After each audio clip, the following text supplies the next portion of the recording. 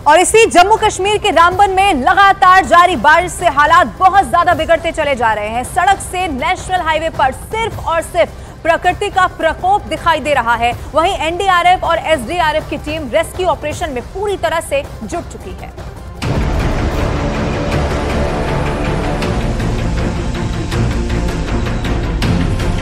जो कोई भी घर के अंदर हो, कृपया घर से जल्दी खाली कर दे।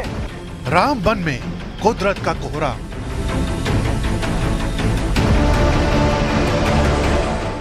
कहीं दर की जमीन, कहीं जमींदोज हुए मकान,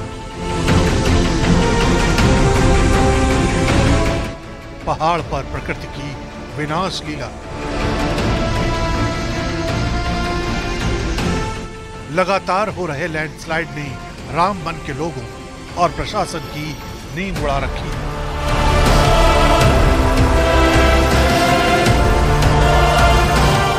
सौ से ज्यादा आशियाने कुदरत की इस त्रासदी की भेंट चढ़ चुके हैं।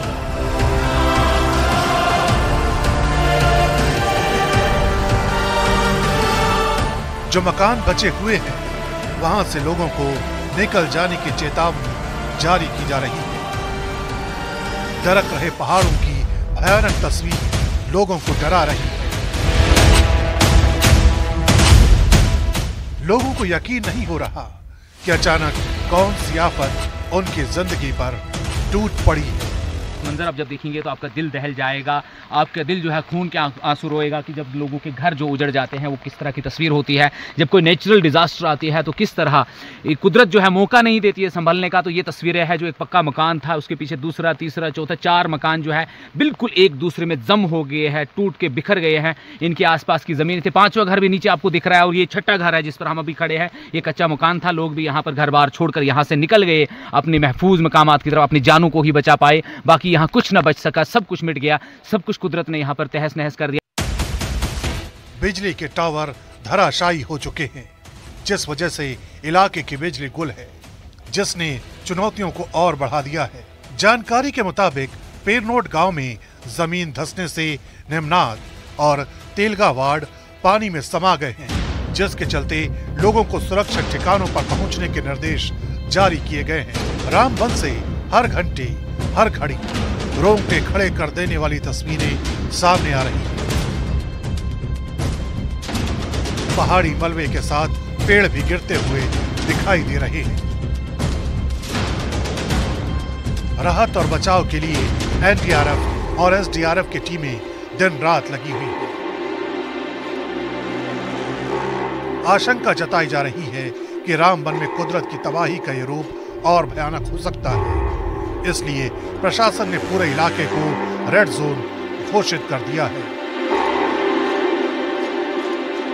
5 किलोमीटर गोल संगलदान रोड पर है ये एरिया। और इस लैंडस्लाइड की वजह से एक तो रोड जो है डैमेज हो गई काफ़ी है, और रोड के साथ साथ जो है रोड के आसपास में जो मकान हैं तो उनमें भी क्रैक्स आए हुए हैं। अप्रॉक्सीमेटली 30-40 मकान हो सकते हैं, ये ज़्यादा भी हो सकते हैं। जम्मू कश्मीर के रामबन से जो तस्वीरें आ रही हैं, वो उत्तराखंड के जोशीमठ की याद दिला रही है। यही वजह है कि प्रशासन की चिंता और ज्यादा बढ़ी हुई है। फिलहाल भूगर्भ वैज्ञानिक इस बात का पता लगाने में जुटे हैं कि आखिर रामबन में प्रकृति की इस विनाश लीला का अगला पड़ाव क्या होने वाला है, क्योंकि सवाल उन लोगों की जिंदगी का है जिनका जीवन रामबन के इन पहाड़ों में गुजरा है।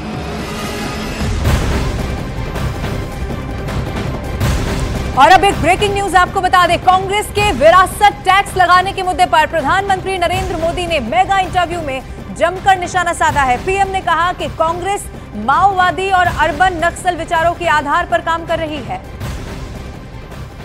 सैम पिट्रोडा जी ने जो है इनहेरिटेंस टैक्स की बात की, जो हम लोगों की जमा पूंजी है, जब हम अपने लोग पूरा बचाते हैं अपने फैमिली के लिए, जब हम उसको अपने आने वाली जनरेशन को देंगे तो उस पर भी टैक्स लगेगा, और ये टैक्स बहुत बड़ा टैक्स हो सकता है। तो क्या आप कहेंगे कि बीजेपी अगर आएगी तो इस टैक्स को कभी नहीं लागू करेगी? भारतीय जनता पार्टी क्या करेगी, हमारे मैनिफेस्टो में साफ हमने लिख करके लाए हुए। अब उन्होंने कहीं सगुफा छोड़ दिया तो मैं भी वो झंडा लेके घूमूंगा, ये सवाल आपके मन में कैसे आ जाता है जी?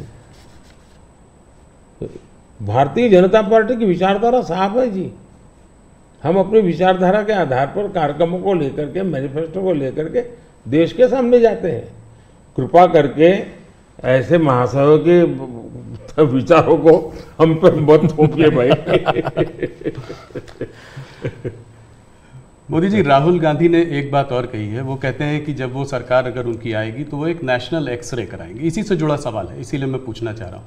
एक नेशनल एक्सरे कराएंगे, बात सिर्फ कास्ट सेंसस की नहीं है जो कि वो करते आए हैं, उस पर भी मैं आपका मत जानना चाहूँगा। मगर बात वो कहते हैं इससे आगे है, बात कास्ट की नहीं, बात जस्टिस की है। और वो कहते हैं कि हम जो है एक सोशियो इकोनॉमिक सर्वे लाएंगे, एक इंस्टीट्यूशनल सर्वे लाएंगे और उसमें देखेंगे कि किसके पास किस जाति और किस उस वर्ग के पास क्या है, कितना धन है, कितनी इंस्टीट्यूशंस में भागीदारी है, और उसके बेसिस पर हम इस पूरे सिस्टम को रीडिस्ट्रीब्यूट करेंगे। इसको आप कैसे देखते हैं? सबसे पहले तो इस देश में जो लोग अपने आप को राजनीति के एक्सपर्ट मानते हैं, जो लोग देश के उतार चढ़ाव को बड़ी बारीकी से अध्ययन करते हैं, सबसे पहले उनका दायित्व है कि वो ऐसे लोगों को पूछे कि जिस परिस्थितियों का वर्णन आप कर रहे हो, अगर ये सही है तो 50, 60, 65 साल तो आपने राज किया भाई। ये मुसीबत के जो जन्मदाता आप हो और आपने अब तक ये बर्बादी लाई क्यों? पहले उनका जवाब मांगो भाई। नंबर 1। नंबर 2, एक्सरे का मतलब क्या है जी? मतलब हर परिवार में जाना, घर घर छापा मारना, अगर किसी अनाज के डिब्बे में किसी महिला ने अपने गहने छपा के रखे हैं, उसको भी एक्सरे किया जाएगा, उनके गहने ले लिए जाएंगे, जमीनों का हिसाब किताब किया जाएगा और फिर उसको रिडिस्ट्रीब्यूट करेंगे। ये दुनिया में एक माओवादी विचार ने सब किया हुआ है, दुनिया बर्बाद हो चुकी है। ये पूरी तरह अर्बन नक्सल उस सोच का सीधा सीधा प्रकटीकरण है।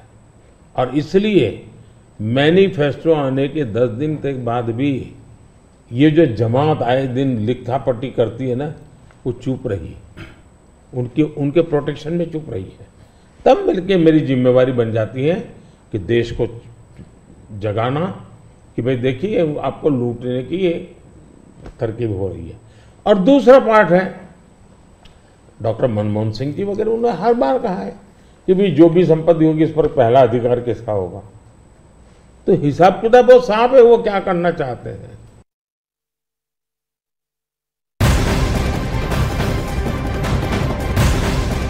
न्यूज 18 इंडिया को दिए मेगा इंटरव्यू में प्रधानमंत्री नरेंद्र मोदी ने ओडिशा में बीजेपी का गठबंधन न होने के सवाल पर कहा कि प्राकृतिक संसाधनों के मामले में सबसे धनी राज्य होने के बावजूद ओडिशा के हालात ठीक नहीं है। भारतीय जनता पार्टी को ओडिशा की सेवा करने का अवसर मिलना चाहिए। ओडिशा को कैसे देखते हैं? ओडिशा में आपने जो है बीजेपी का साथ छोड़ा, भारतीय जनता पार्टी वहां अलग रही है।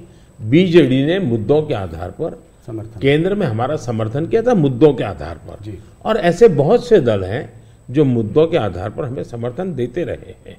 तो बीजेडी का हमारा नाता हो रहा, राज्य के अंदर हम बिल्कुल, उड़ीसा की पूरी अस्मिता खत्म हो रही भाई, उड़ीसा की अस्मिता संकट में है। उड़िया लैंग्वेज वो खतरे में आ रही है और मैं नहीं मानता कि उड़िया के लोग अब ये लंबे अरसे तक इसको सहन कर सके।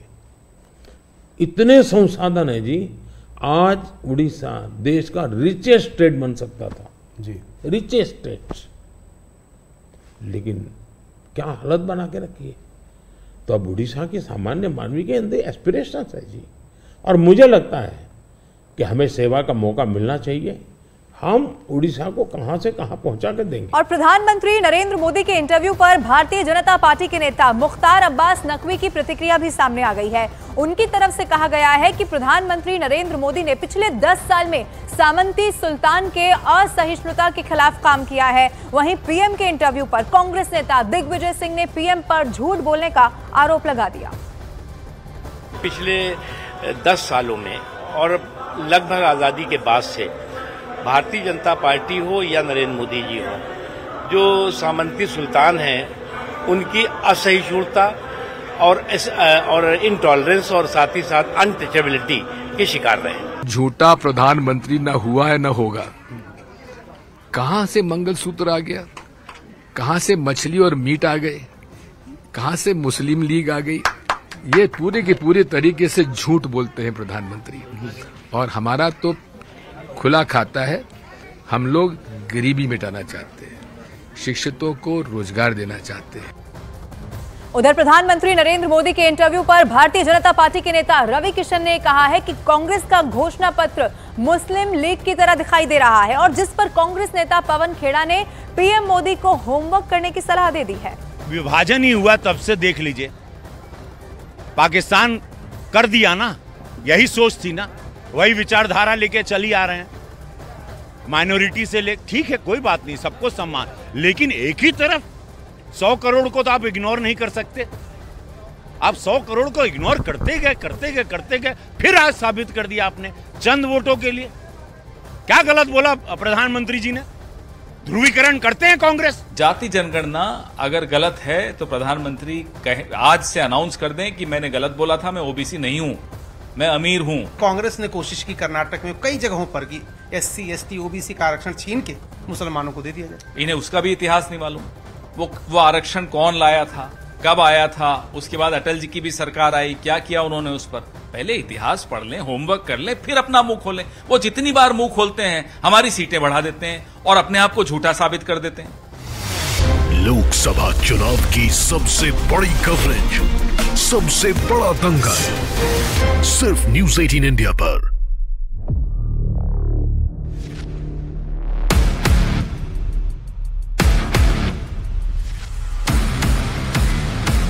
कांग्रेस का जहां तक मैनिफेस्टो है, इस पर पूरी तरह मुस्लिम लीग की छाप।